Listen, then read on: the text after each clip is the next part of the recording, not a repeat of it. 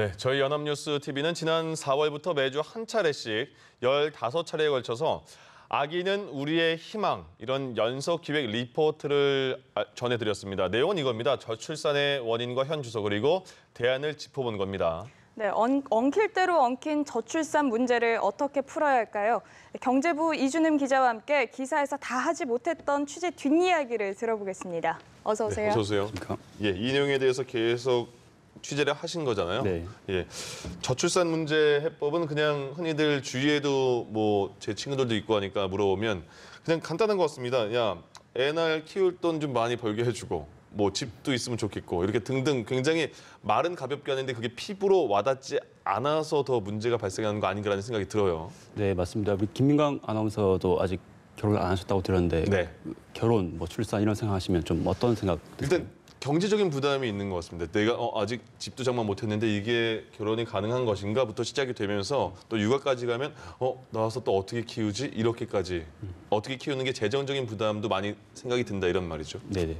그래서 저도 사실 저만 해도 이렇게 애 낳는다 이런 생각을 하면 예. 뭐 내가 좋은 아빠가 되어야겠다 이런 뭐 고민 하기 이전에 당장 경제적인 문제가 먼저 떠오릅니다. 저도 진짜 좋은 아빠 되고 싶거든요. 네, 그렇죠. 저도 이제 사실 월급 받아보면 이거 가지고 이제 뭐 빚 갚고 뭐 생활비 쓰고 나면 남는 게 없는데 예.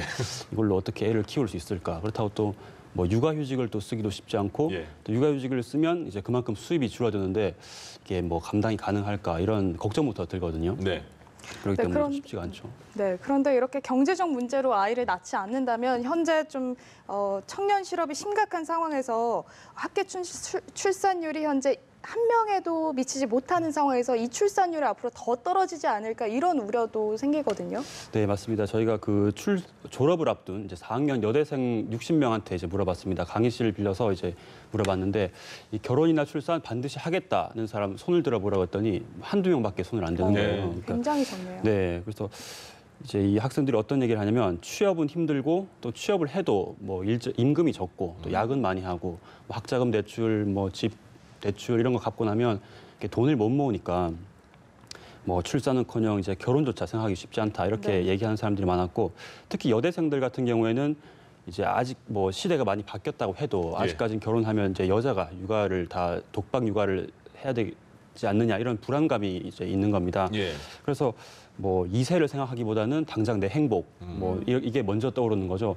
그렇다 보니까 이제 내 행복이 충족이 안 되는 상황에서 출산은 사치다. 이런 인식들이 점점 이제 커지고 있다. 이런 걸 좀 많이 느꼈습니다. 예, 시대가 많이 바뀌었다고 하더라도 그 여성분의 독박 육아는 안 그런 분들도 많이 계십니다만은 아직까지도 여성의 육아 비율이 큰 거는 사실인 것 같습니다. 네, 네, 그렇죠. 예. 자, 그리고 보면 현 정부 들어서 첫 저출산 대책이 이달 초에 발표가 된 것 같습니다. 크게는 뭐 9가지 내용이 있는 것 같은데 이게 그 전에도 계속 저출산 대책에 굉장히 많은 돈을 퍼붓지 않았습니까? 근데 그게 실효성이 있었는지 그런 의문은 계속 들었는데 이번 대책은 뭐 효과가 있는 겁니까? 네. 지금까지 정부가 이제 저출산 대책 뭐 이렇게 가족 계획 이런 걸 보면 우리가 한 70년대, 80년대 보면은 이제 TV 광고에서 뭐 아들, 딸 구별 말고 둘만 낳아 잘 기르자. 뭐 저희 때도 하나만 낳아 잘 키자도 있었는데. 네, 예. 뭐또 덮어놓고 나타나면 거짓골을 못 민한다. 이제 뭐 이런 TV 광고를 많이 이제 해서 저희가 사실 그 합계 출산율이 이제 한 부부가 한 4~5명씩 아이를 낳던 때가 있었거든요. 예.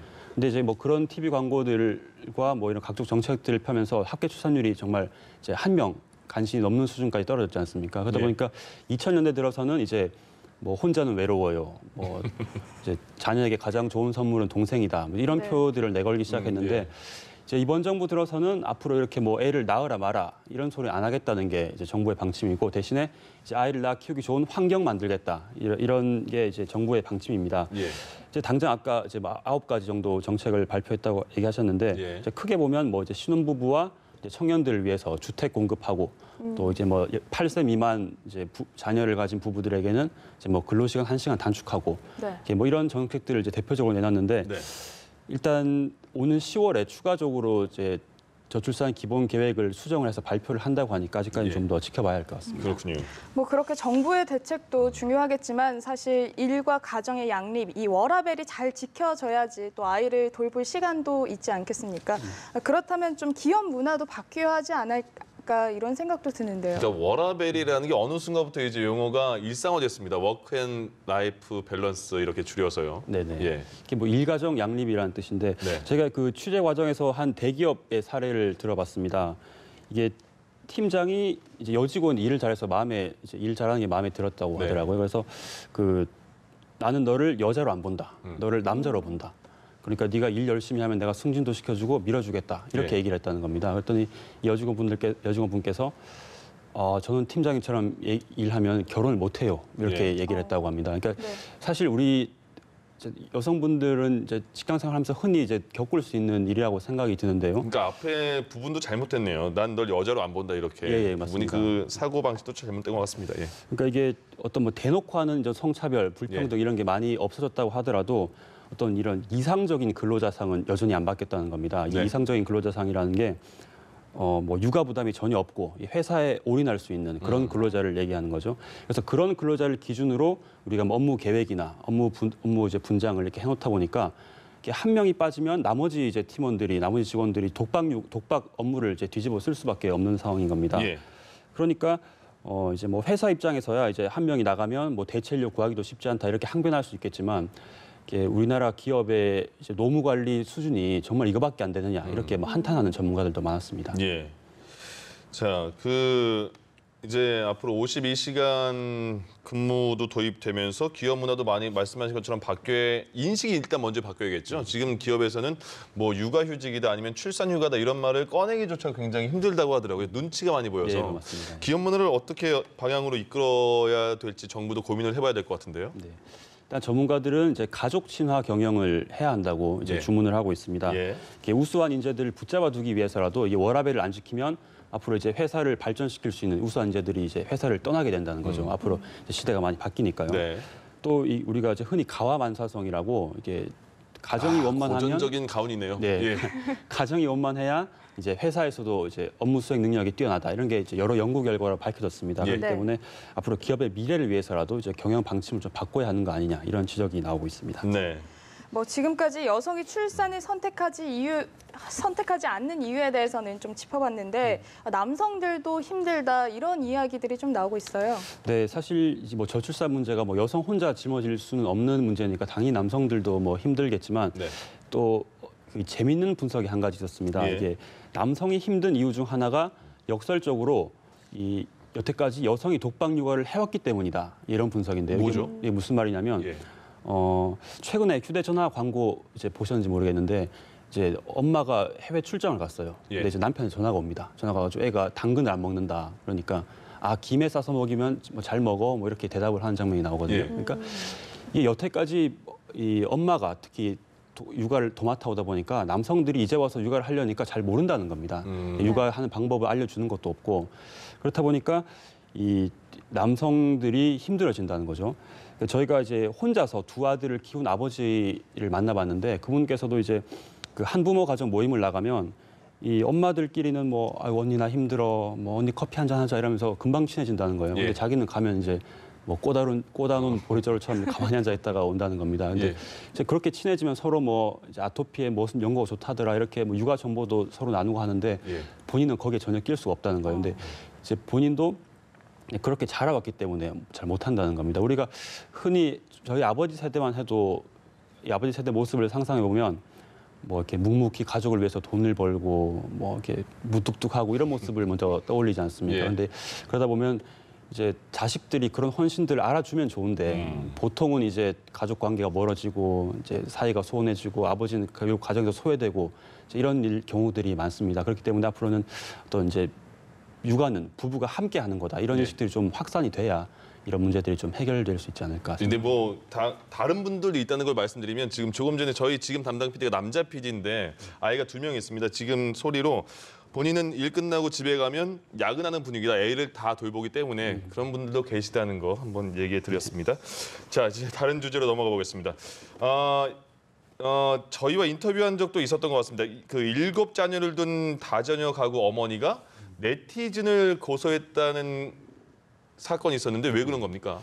네, 저희가 그 다둥이 가족의 속사정 이런 제목으로 이제 기사를 내보냈는데 예. 이게 내용이 다자녀 가구를 보는 시선이 곱지 않다. 또 이분들이 이제 실제로 뭐 피부로 느낄 수 있는 혜택이 많지 않다. 뭐 이런 현실을 꼬집은 기사였습니다. 예. 이게 네이버 포털에만 댓글이 2,600개가 넘게 달렸는데 이 댓글 중에 악성 댓글이 정말 많았습니다. 예. 이게 뭐 어떤 내용이냐면 뭐 햄스터냐, 애를 왜 이렇게 뭐 싸질렀냐, 그런 뭐 식으로. 부부가 미개한 거 아니냐 이런 식의 정말 이제 혐오 댓글들이 많이 달렸는데 예. 이게 뭐 그 분뿐만이 아니라 자식들도 그 댓글을 봤다고 해요. 근데 자식들이 이제 워낙 평소에 그런 얘기를 많이 들어서 아. 이제 오히려 이제 뭐 상처받고 이런 것보다 이 사람들이 이제 이번에는 봐주지 마라 이렇게 독려를 오히려 할 정도였다고 예. 합니다. 좀 마음이 아픈 얘기긴 한데 어쨌든 이런 혐오 댓글이 너무 심해서 이제 뭐 시민단체까지 나서가지고 이제 앞으로 이제 혐오 표현을 좀 막아줄 수 있게 정부와 국회에 요청하기까지 했습니다. 그 자녀들은 그러니까 댓글 보고 충격받은 게 아니라 일상 생활에서 그 얘기를 들어서 댓글로는 그렇게 충격을 들받았다는 이 사실이 더 네, 아프네요. 맞습니다. 예, 그렇군요. 뭐 아기를 많이 낳으면 애국자다 이런 말이 있는데 말씀하신 이 사건이라고 할까요? 이 이야기를 들어보면 이런 아이를 많이 낳는 사람들에 대해서 좀 대우를 안 해준다 이런 생각도 들거든요. 네, 방금 말씀하신 것처럼 이제 다자녀 가구 우리가 뭐 흔히 애국자다 이렇게 생각을 하는데 또 네. 또 반대로 보면 이제 또 적극적으로 출산하려는 사람들이 있습니다. 난임 부부들인데요. 예. 이게. 근데 이제 못 가져서 이제 힘드신 분들인데 네. 그 다자녀 가구뿐만 아니라 이제 난임 부부들도 저희가 만나봤을 때 이렇게 비슷한 문제로 이제 마음의 상처를 받는 경우가 많았습니다. 저희가 만난 분은 이제 뭐 부적도 써보고 뭐 기리를 받아서 그때 부부 관계도 해보고 예. 또 뭐 착상탕이라고 있대요. 그래서 별의별 약도 다 먹어봤는데 네네. 이제 이런 뭐 힘든 치료 과정 이런 것도 다 힘들지만 이제 주변 사람들이 뭐 처음엔 걱정을 하다가도 나중에는 너 뭐 문제 있는 거 아니냐. 결국에는 이렇게 약간 문제 있는 사람처럼 제 자신을 바라보는 그 시선이 너무 상처가 된다고 하면서 예. 뭐 저희와 인터뷰하면서 막 눈물도 흘리시는 경우가 있었습니다. 예. 그래서 사실 난임 대부분 이제 원인이 없거든요. 불명이거든요. 그래서 이런 걸 보면서 우리 사회가 어떤 이 정상적인 가족 이런 걸 상정을 해놓고 있는 게 아닌가 이런 생각이 좀 들었습니다. 네. 이게 남성과 여성이 이제 법적으로 결혼을 해서 뭐 아이를 한두 명 낳고 많이 낳으면 3명 정도 낳고 이걸 정상적인 가정으로 보고 여기서 벗어나면 비정상으로 보는 예. 약간 그런 모습들을 이제 취재 과정에서 많이 봤는데 이게 저출산 문제가 이제 어떤 뭐 국가의 문제 이전에 사실 우리 가족의 문제이기 때문이지 않습니까? 그래서 앞으로는 우리가 뭐 비정상으로 봐왔던 가족들, 예. 편부모 가정이나 한부모 가정이나 뭐 입양 가정, 미혼모 가정 이런 사람들도 우리가 어떤 비정상으로 본 거 아니냐 이런 이제 시선으로 우리가 받지 않느냐 이런 걸 좀 예. 다시 한번 되돌아보는 계기가 됐으면 합니다. 알겠습니다. 제 심각해지고 있는 저출산 문제 그리고 정부의 대책에 대해서 알아봤습니다. 경제부 이준훈 기자였습니다. 고맙습니다. 고맙습니다.